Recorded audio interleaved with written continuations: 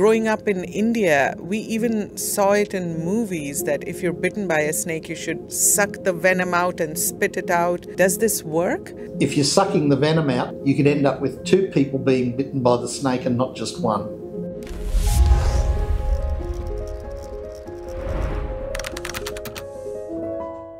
We are talking about snake bites today. Why should you be concerned? Because one person dies every 4 minutes across the world because of snake bites. Here to talk about it today is Dr. David Williams. Welcome, David. Talk to us about the scenarios where people are being bitten by snakes. Okay, well look, the average person who gets bitten by a snake is an ordinary individual.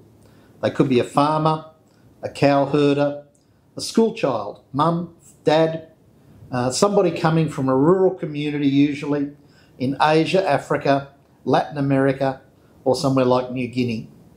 And these are people who are just going about their day and they make a simple mistake that leads to them being bitten. David, how big is this problem and why is WHO concerned about it? Well, snake bites are a really important public health issue. There's about 2.7 million people who are bitten by snakes every year, and between 81 and 138,000 of them lose their lives. Can snake bites be prevented? What can we do to make sure we're safe from snakes? Well, you know the old adage is that prevention's better than the cure. Avoiding situations where snake bites can happen doesn't cost you anything and really just involves doing things that are common sense that can lower your risk of contact with a snake in the first place. And it's really important that if you go outside at night, have some sort of light, whether it's a torch, even inside the home. Don't stumble around in the dark and tread on a snake that you don't see. Turn a light on.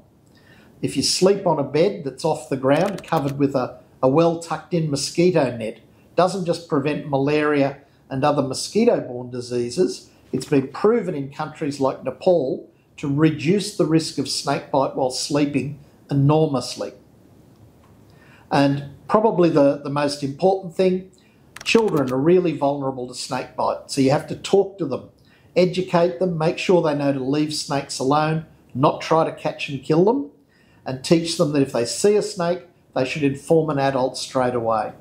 So, David, growing up in India, we heard and even saw it in movies that when you're bitten by a snake, you should tie that part and cut that wound, even suck the venom out and spit it out. It sounds dangerous. What does science say about this? What should people do when bitten by a snake? Okay, so the thing about movies is that they're fiction and the hero and the heroine are never allowed to die. Unfortunately, those techniques in real life, it's not just that they don't work, it's also that they can be very dangerous.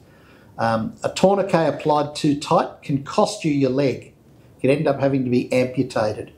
If you're sucking the venom out and you have poor dental hygiene, you could end up with two people being bitten by the snake and not just one.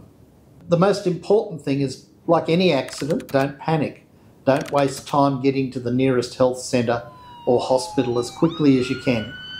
The best chance you've got of survival essentially is if you get proper medical treatment within the first 4 to 6 hours. So harmful first aids and traditional remedies should be avoided.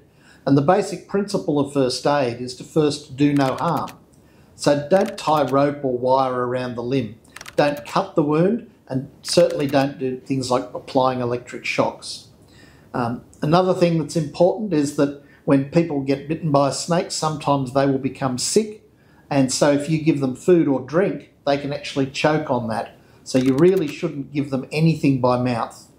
If they have rings, bangles, watches, other tight things on their bodies around the area where they were bitten, you should remove those as well, because sometimes snakebite causes a lot of local swelling, and those sorts of objects can really cut off the circulation. And then the most important thing is never lay a person on their back, especially in a vehicle on their way to healthcare.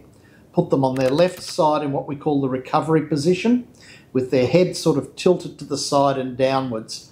And that can actually prevent them from losing their ability to breathe, and also prevents them from literally choking to death on their own vomit. David, talk to us about the treatment for snake bites. Are antivenoms available readily around the world? Okay, well, unfortunately, many countries face shortages when it comes to having enough supplies of safe, good quality, and effective antivenom drugs. So, to this end, WHO is helping countries by identifying the best products that they can use, providing technical guidance to manufacturers to help them improve and develop and design other products. And we're also looking at new ways to supply antivenoms to even the remotest parts of the world so that more people can easily access treatment. Thank you, David. That was Science in 5 today. Until next time, then, stay safe, stay healthy, and stick with science.